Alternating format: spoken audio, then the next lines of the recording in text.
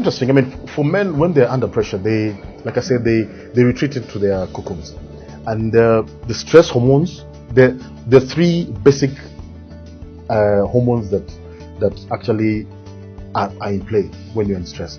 There's cortisol, there's epinephrine, and there's oxytocin. The first two, and that's cortisol and epinephrine, come in equal measure for both men and women, and it is oxytocin, the last one, that actually is produced less in men. And when it's produced less in men, they become more argumentative, they become more abrasive, they become more aggressive and less caring. They withdraw into themselves, they ignore stress signs and stuff like that, and engage in activities by themselves. Now, these are signs that are easy to tell with any man. And when you notice these signs, you realize that that person is actually bordering or already in a stress situation or a stress phase. And it's important that to know that and actually realize that the same hormone that is causing this downward spiral in men causes the opposite in women, because women then now want to be around loved ones, they want to become more nurturing, they want to talk more and share more, they process emotions verbally, unlike men who want to keep off. So it is important to know then how to help a stressed man, because if you know that that's how they are processing stress, how can we help them? How do we increase that hormone called oxytocin? Because what oxytocin does is that it activates the vagus nerve within the brain, which triggers the release of oxytocin.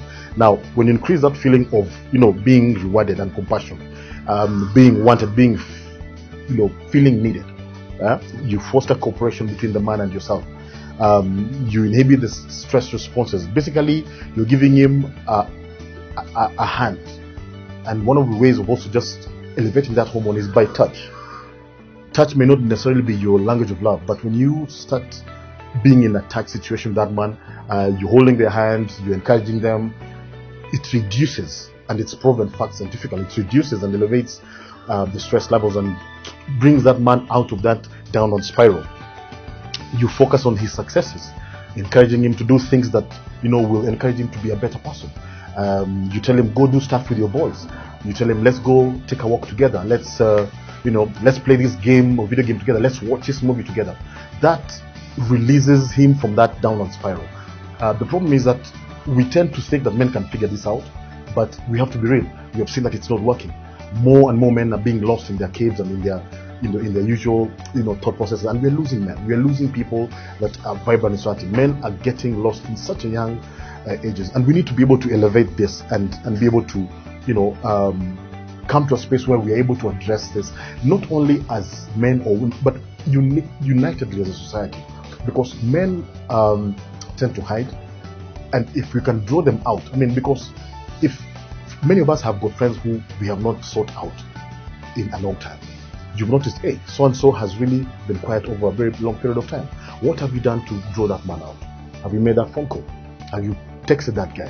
Have you just reached out and find out, hey, what's going on? The problem is that when a man comes to you and tells you, man, I'm going through this, the other, normal response is that, what, you be strong, you come out of it. But just take time and listen to what the guy is going through and be practical. I was a time I was not working, and a buddy of mine called me and told me, my parents are visiting, I have no food in the house, and I wasn't working. The natural response is to say, Madeo sijali, nitakuombea, ama be strong. What that does to the man is that you've not provided a solution. He's under stress to deliver, to be a man, even in front of his own parents. I told him, come over, and we picked a few things from the house, a packet of meat there, sugar, milk, and told him, at least Mzee na Made will have a meal tonight, and they can have breakfast tomorrow. I elevated a space where probably he would have retreated into a cocoon, and it would have been very ridiculously volatile. Yet we all have these situations where we can actually step in practically, but we just don't. And we need to be real. We are living in times that are so highly stressful, and if we are not able to pick the small nuances and the small signals that people are sending out and act on them, then we're going to be lost as a society. Guys, it's important to know when you're dipping. Okay, realize the signs.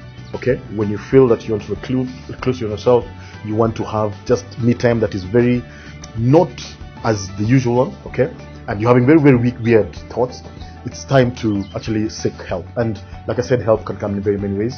It can be professional, or somebody that you love, or somebody who's close to you. Do not find yourself where you are trying to sort these things on your own. We have proven beyond measure that on your own you will not be able to make it. But find time, talk to someone. It's important. It doesn't make you any weaker. It doesn't make you any less of a man. I have done it. I'm still Flavor. Hey, as we go on this journey, remember, on the 7th of December, I'll give you the location. I'll give you the details later on a later clip. But make time and join 100 men who will be getting together to discuss life, challenges, our successes, our failures, and what it is that we face as men. So keep it locked, and remember, as we journey together on this journey as fathers, as men, never walk alone. Help is a phone call away. Thank you.